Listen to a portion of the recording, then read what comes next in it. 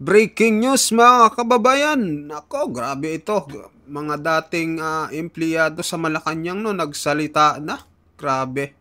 Itong mga isiniwalat nila. At grabe yung mga pinagsasabi nito sa mga sa administrasyon ngayon mga kababayan na talagang grabe ang korupsyon.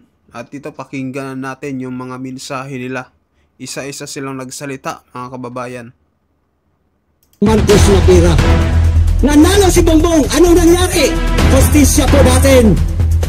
Isa dapat nating pagugin. Suportahan ng mga mamumuno sa ating bayan na may malasakit sa taong bayan. Mga kawalis na yan. Malilinis na yung mga buhaya na yan. Isang magandang... So yun mga kababayan, pasubscribe nyo po kay si Kuya Jim. Kay Kuya Jim po tong video mga kababayan. Nag-video reaction lamang po tayo. Subscribe nyo po, Kuya Space Jim. Yan, Kuya Jim. So maraming salamat po mga kababayan. Tuloy na po tayo. Lalaki po ko kay Bobby Gestra. Kamag-anak ko po ito eh. Muli, mayong buntag sa inyong tanan. Hindi po ako Bisaya pero marunong lang, gamay lang. Dahil meron ako isang kasama rito na matagal na. Si Engineer Kuya Jor Gabino. Matagal ko nang nakasama to. At ang aking kuya rin na dati kong kasama sa Malacanang. Si Director Wendell, hindi si Wendell Abisado, Wendell Cabrera. At si ating chairman, walang iba kung hindi si Ronald Adamat. Nakasama dati nito. At gayon din, ang matagal ko na rin kasama mula pa noon sa MRRD. Si Ate Dang Imperial Magalino. At syempre yung ating kututusin, ito yung senador no? Kaso nga lang alam na natin yung nangyari. Si Senador Mata. At gayon din si Attorney. At gayon din si Konsihal. Sa Tate Rani, lagi ko ito pinapakinggan, namimigay ito ng tulong doon sa mga tunay na nangangailangan. Ako nga pala po si Edwin De La Rey Nicolas from General Trias City, Cavite. At tayo po ay tumakbong City Councilor nitong katatapos lamang na eleksyon. At tayo po ay sinuportahan natin ang Duterte. At sa kasamaang palad, alam natin kung ilan lang ang pumasok sa Duterte. Ako po, sisimplihan ko lang yung aking mensahe para sa ating lahat. Ang sa akin lamang po, ang dapat suportahan siguro natin ay yung may takot sa batas. Pangalawa, yung marunong sumunod sa batas.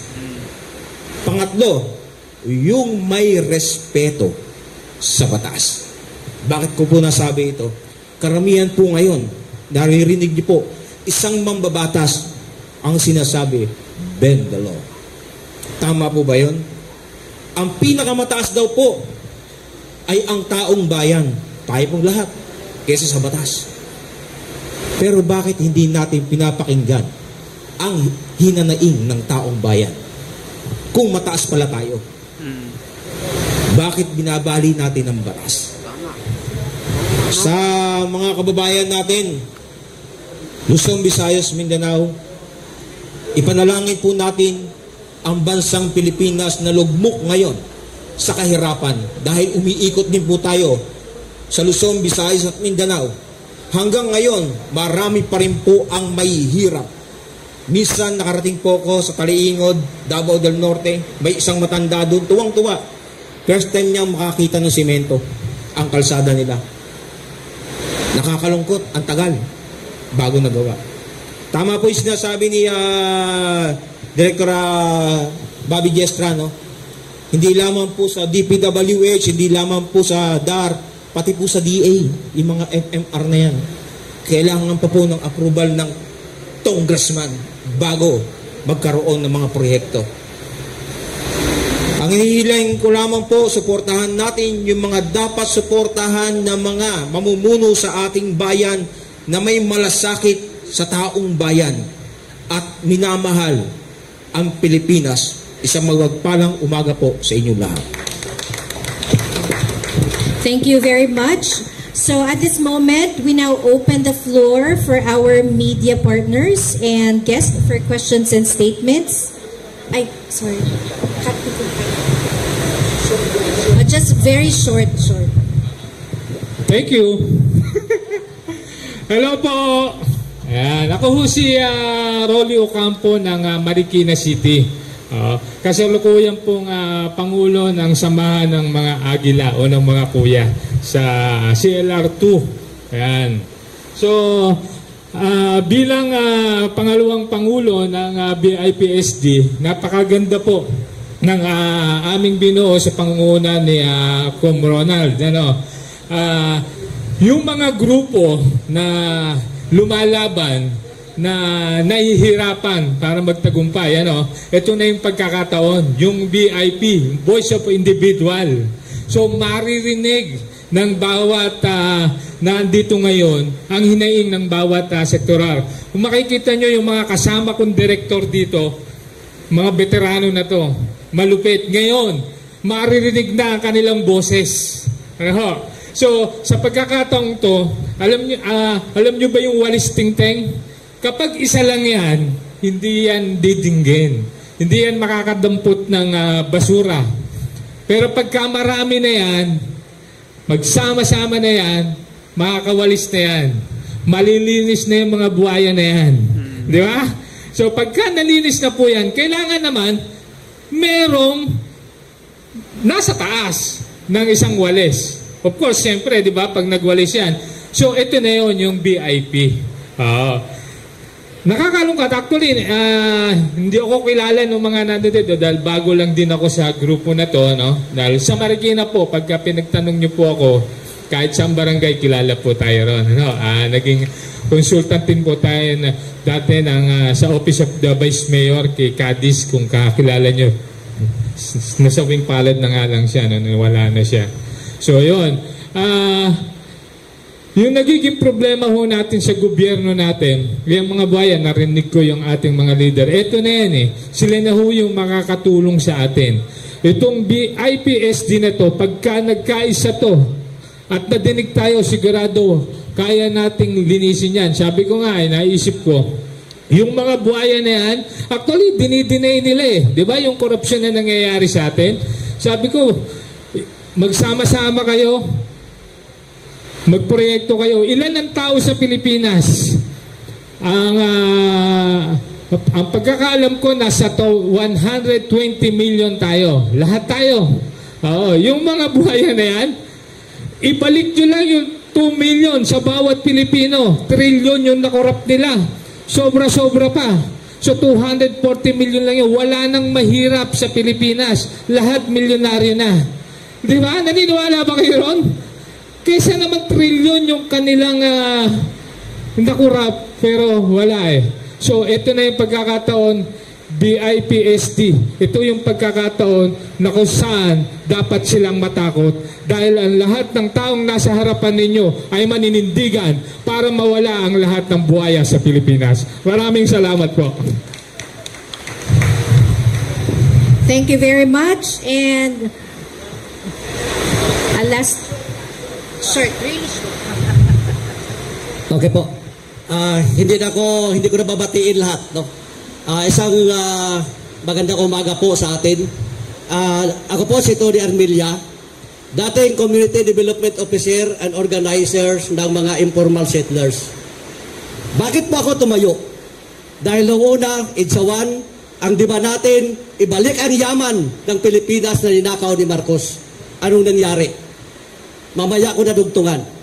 Pangalawa, another, yung nangyari po noong TDAP issue. Napakulong natin ang mga senador. Ako po yung nagmaskot ng baboy sa IDSA. Pero sayang, nakapanghinayang, hindi po tayo nag-success at hindi napakulong. Ako rin po ang nagmaskot sa mukha ni Bong Revilla, Senador Bong Revilla, para makulong.